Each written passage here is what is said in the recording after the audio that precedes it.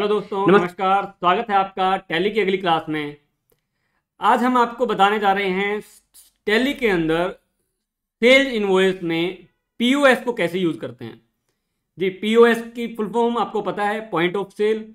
आपने देखा होगा कई बार वाउचर्स के अंदर, सेल्स वाउचर को जब ऑल्टर करते हैं आप, तो वहां पे आपको पीओएस का ऑप्शन मिलता है।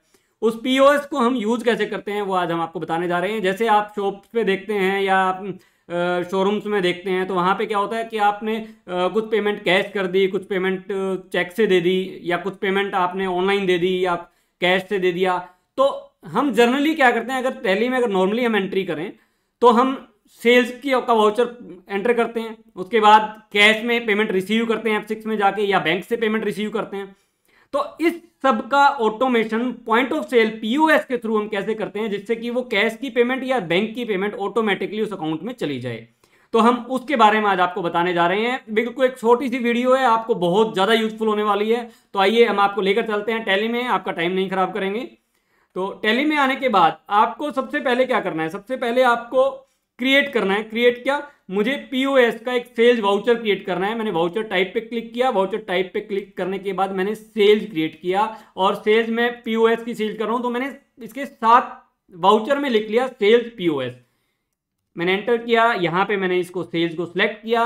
बाकी की सारी कॉन्फ़िगरेशन आप अपने हिसाब से, जो मैंने अलग अलग वीडियोज में बताई हुई, वो आप वैसे कर सकते हो। बट यहाँ पे मैं और किसी चीज को टच नहीं कर रहा, हम सिर्फ टच करेंगे यहाँ पे पीओएस इनवॉइसिंग को। तो मैंने पीओएस इनवॉइसिंग को यस किया। यहां आपको ये पीओएस इनवॉइसिंग में ऑप्शंस भी देता है कि आप कोई मैसेज अगर लिखना चाहते हैं अपने इनवॉइस के नीचे कस्टमर्स के लिए, तो आप लिख सकते हैं। मैं आपको सिर्फ फॉर एग्जांपल मैं आपको यहाँ पे मैसेज 1 और यहाँ मैसेज 2 लिख के दे देता हूँ, ताकि आपको पता चल जाए कि आप मैसेज कहाँ क्या मैसेज दे सकते हैं। और डिफॉल्ट टाइटल टू प्रिंट, यहाँ आप टैक्स इनवॉइस लिख सकते हैं। अगर आप जीएसटी इनवॉइस दे रहे हैं, जीएसटी का इनपुट के लिए अगर सामने वाली पार्टी एलिजिबल है, अदरवाइज आप बिल ऑफ सप्लाई यूज करते हैं, वो जीएसटी एक्ट में प्रॉपर लिखा हुआ है, तो आप अकॉर्डिंगली आप कर सकते हैं। प्लस आप अगर अपनी डिक्लेरेशन कोई देना चाहते हैं इनवॉइस के अंदर, तो आप वो भी यहाँ पे डाल सकते हैं। तो हमने डिक्लेरेशन ऑलरेडी यहाँ पे कुछ लिखी हुई है, मैंने यस किया। तो अदरवाइज आप चेंज करना चाहते तो आप चेंज भी कर सकते हैं। तो मैंने इसको एंटर किया। जस्ट सिंपल मुझे सिर्फ ये सेल्स वाउचर को क्रिएट करना था। अब मैं इससे बाहर आया एस्केप करके। एस्केप करने के बाद मैं वाउचर एंट्री में आया। वाउचर एंट्री में आने के बाद मैंने F8 प्रेस किया, और जैसे ही F8 प्रेस किया तो मुझे देखिए सेल्स पीओएस का एक ऑप्शन मिला। मैंने सेल्स पीओएस के ऊपर एंटर किया। एंटर करने के बाद मैंने यहाँ पे डेट, फॉर एग्जाम्पल 31 जैन, मैंने डेट सेलेक्ट की। और अब मुझे क्या करना है, गोडाउंस मुझे ऑप्शन मिल रहा है। अगर आपने गोडाउंस वगैरह यूज किया हुआ तो आप गोडाउंस भी डाल सकते हैं। मैं गोडाउंस को स्किप कर देता हूँ, या आपने जो भी आपको गोडाउंस लेना है, हिसार या जो भी लेना है आपको, आप ले सकते हैं। ओके, उसके बाद पार्टी, अगर आप पार्टी चाहते हैं, पार्टी भी आप सिलेक्ट कर सकते हैं, किस पार्टी को आप सेल कर रहे हैं। फॉर एग्जाम्पल अगर मैं बात करूँ तो मैंने जो सेल की सुरेंद्रा इंफ्रा को सेल की, तो मैंने इसका जीएसटी नंबर भी यहाँ से ले लिया। प्राइस लेवल अगर आप यूज करना चाहते हैं तो आप यूज कर सकते हैं। ये सारी चीज़ें मैंने आपको ऑलरेडी बताई हुई हैं। सेल्स लेजर, सेल्स के अंदर मैं चला गया। नेम ऑफ आइटम, मैं लैपटॉप सेल कर रहा हूँ। अब देखिए, लैपटॉप सेल करने के बाद मैंने इसके ऊपर सीजीएसटी एसजीएसटी लगाया, जैसे मैंने आपको बताया हुआ ऑलरेडी। और मैंने क्या किया, यहां पे देखिए अब मेरे पास क्या हुआ, ऑप्शन मिला मुझे कैश पेमेंट। क्या आपको कैश पेमेंट लेनी है? अगर आप चाहते हैं कि मल्टी मोड पेमेंट, देखो अब मुझे कैश भी आ सकता है, बैंक से भी पेमेंट आ सकती है, तो यहां पे मुझे ऑप्शन जो आपको दिख रहा है वो सिर्फ और सिर्फ कैश का दिख रहा है। तो आप राइट साइड में देखेंगे तो आपको एक मल्टी मोड पेमेंट दिखेगा, कि मतलब मेरे को मल्टीपल मोड से पेमेंट मिली है, कैश भी मिला है, बैंक से भी मिला है। तो मैंने यहाँ पे ऑल्ट आई का मेरे पास ऑप्शन है, मैंने ऑल्ट आई क्लिक किया। तो अब आप ये देखिए, क्या मैंने गिफ्ट वाउचर से एंट्री पेमेंट ली है, या मैंने क्रेडिट कार्ड से पेमेंट ली है। तो क्रेडिट कार्ड से पेमेंट ली है तो मेरे कौन से अकाउंट में आने वाली है, और ये लो मैंने क्रेडिट कार्ड से डाल दिया। मेरे को क्रेडिट कार्ड से 50,000 रुपीज मिली। कार्ड नंबर आप डालना चाहते हैं तो कार्ड नंबर भी यहाँ डाल सकते हैं। उसके बाद चेक से, हाँ मुझे चेक से भी एचडीएफसी बैंक में कुछ पेमेंट मिली है। फॉर एग्जाम्पल 50,000 मुझे यहाँ से यहाँ मिल गई। जो बैंक नेम सामने वाली पार्टी का चेक का बैंक क्या है, आईसीआई बैंक है, तो मैंने ये चेक नंबर भी यहाँ लिख दिया। और प्लस मुझे कैश भी रिसीव हुआ है। अब देखिए मेरे 3 पेमेंट, गिफ्ट वाउचर मैंने रिसीव नहीं किया, बट कैश एचडीएफसी बैंक में मैंने एक 50,000 एक लिया, एक 50,000 का चेक लिया, और कैश भी मैंने 28,000 रुपए जो बच गया। और इवन 28,000 रुपए जो दिए मैंने, उसमें से मेरे को जो पैसे मिले, फॉर एग्जाम्पल मैंने 30,000 रुपए मैंने इससे रिसीव किए, तो 2,000 रुपए बैलेंस जो मेरे को वापसी देने हैं वो भी ये आपको इन्फॉर्म करेगा। फॉर एग्जाम्पल आपने यहाँ पे अगर जैसे मैंने 28,000 पूरा लिखा है, अगर मैं यहाँ लिख दूँ 27,900 और तो ये पेमेंट कंप्लीट नहीं हो रही, इसलिए कंप्लीट ले नहीं रहा।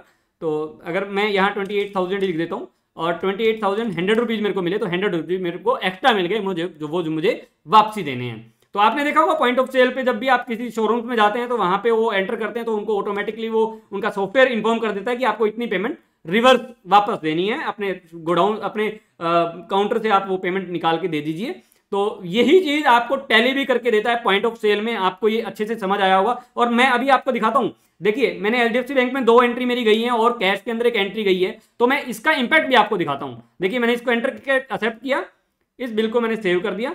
और अब एक तो पहले मैं इसको बिल को मैं आपको दिखा देता हूं कैसे बिल आपका शो होगा। जस्ट ए मिनट, मैंने पेजअप किया और पेजअप करके मैं एक बार इसको प्रिंट करने का ऑप्शन दिखा देता हूँ आपको। प्रीव्यू किया तो आपको देखिए ये बिल्स ऐसा मिलेगा कुछ। और ये देखिए आपने लैपटॉप सेल किया, पेमेंट आपको ये देखिए कार्ड नंबर वाइज और चेक नंबर और ये कैसे कैसे आपको पेमेंट रिसीव हुई, क्या पेमेंट आपने वापस दी, और मैसेज 1 और मैसेज 2 ये यहाँ पे लिखा आएगा। आप जो भी लिखना चाहें लिख सकते हैं। और ये सारी आइटम्स सब आपका पार्टी का नेम और इनवॉइस नंबर सब यहाँ पे आ रहा है। तो मैंने इस बिल को आपको दिखा दिया। अब मैं आपको एक बात दिखाता हूं कि क्या मुझे कैश में पेमेंट रिसीव हुई 31 जनवरी को।